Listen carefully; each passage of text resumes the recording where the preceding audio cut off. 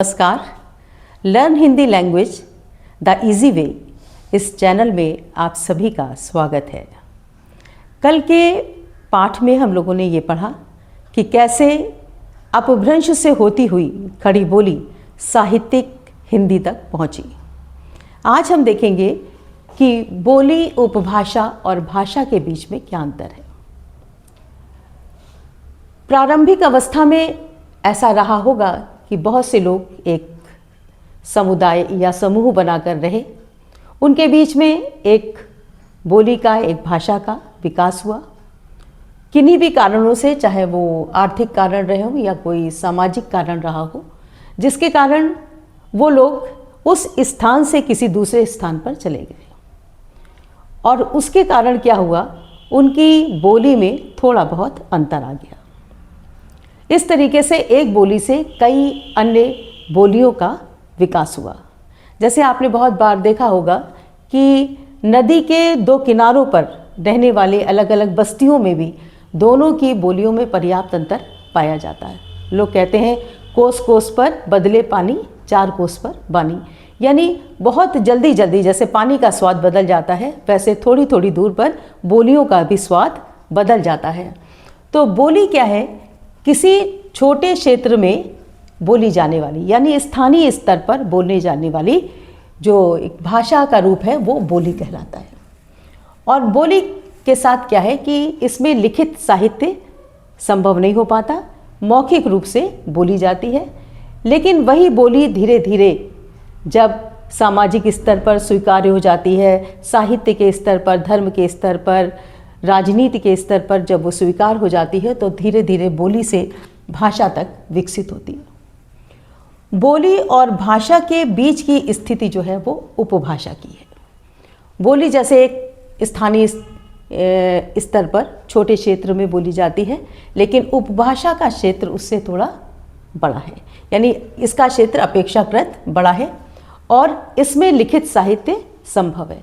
जैसे आपने अवधी और ब्रजभाषा में देखा कि लिखित साहित्य, कल भी हम लोगों ने चर्चा की थी कि उसमें लिखित साहित्य संभव हो पाया। वैसे ही उपभाषाओं में क्या है, उपभाषा में लिखित साहित्य संभव हो जाता है। तो उपभाषा बोली और भाषा के बीच की स्थिति है, भाषा बनने से पहले की स्थिति है, जिसमें लिखित साहित्य संभव है। भाषा का रूप क्या है? एक तो ये विचारों के आदान प्रदान का, संपर्क का एक साधन है, और दूसरे बहुत विशाल क्षेत्र में, विस्तृत क्षेत्र में भाषा का प्रयोग होता है।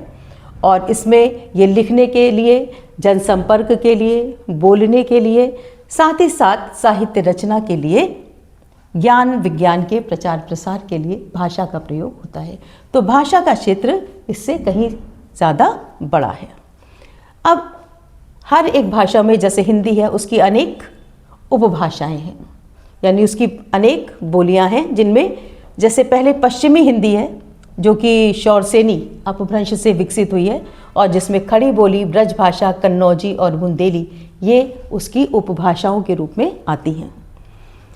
पूर्वी हिंदी, जिसमें जो कि अर्धमागधी से विकसित हुई है, अवधी, बघेली, छत्तीसगढ़ी, ये भाषाएं पूर्वी हिंदी के अंतर्गत आती हैं। राजस्थानी में जो शौरसेनी से विकसित हुई, मेवाती, मारवाड़ी, मालवी।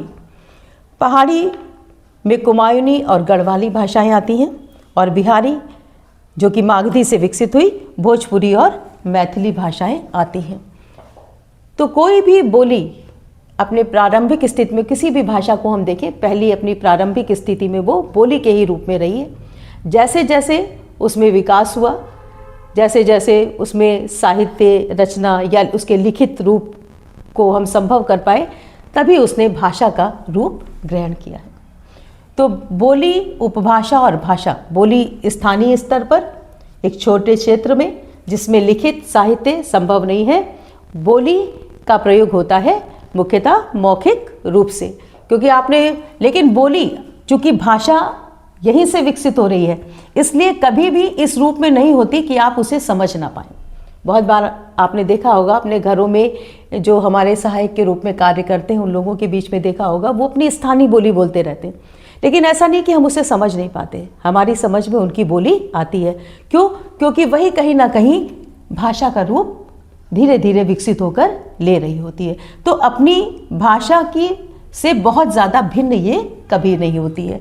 तो बोली, उपभाषा और भाषा, आज हमने ये इसके बारे में पढ़ा।